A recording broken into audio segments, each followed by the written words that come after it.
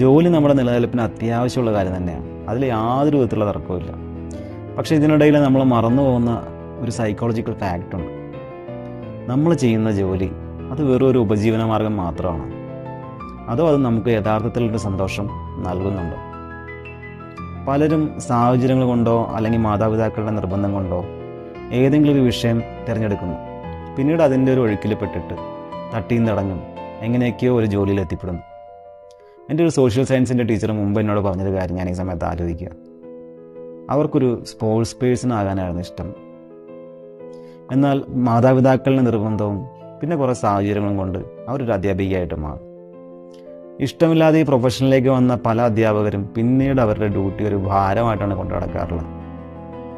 കാരണം അവരുടെ ഉള്ളിലെ യഥാർത്ഥ ഇഷ്ടങ്ങളെയും താല്പര്യങ്ങളെയൊക്കെ എന്നേക്കുമായിട്ട് കുഴിച്ചു മൂടിയവരാണ്. അതേസമയം അധ്യാപനം സ്വപ്നം കണ്ട് ആഗ്രഹിച്ചു വന്നവരുടെ ക്ലാസ്സുകൾ കുട്ടികളുടെ ഹൃദയത്തിലാണ് പതിയുക, അല്ലേ? മനഃശാസ്ത്രത്തിൽ മിഡ് ലൈഫ് ക്രൈസിസ് അല്ലെങ്കിൽ വയോധികരിലേക്ക് എത്തുമ്പോൾ ഉണ്ടാകുന്ന ഒരു തരം അവസ്ഥയുണ്ട്. ജീവിതത്തിൻ്റെ അവസാന ഘട്ടങ്ങളിൽ തിരിഞ്ഞു നോക്കുമ്പോൾ നമുക്ക് വലിയ ഔദ്യോഗിക പദവികളും ബാങ്ക് ബാലൻസുകളും ഒക്കെ ഉണ്ടായിട്ടും ഉള്ളിൻ്റെ ഉള്ളിൽ വല്ലാത്തൊരു ശൂന്യത അനുഭവപ്പെടുന്ന അവസ്ഥ. അന്ന് പലരും ചോദിക്കുന്നൊരു ചോദ്യമുണ്ട്: എൻ്റെ ജീവിതം കൊണ്ട് ഞാൻ ഈ സമൂഹത്തിന് എന്ത് അടയാളപ്പെടുത്തലാണ് ഉണ്ടാക്കിയെന്നുള്ളത്, അല്ലെങ്കിൽ എന്താണ് ബാക്കി വെച്ചതെന്നുള്ളത്. ഞാൻ എനിക്കായിട്ട് എപ്പോഴാണ് ജീവിച്ചത്?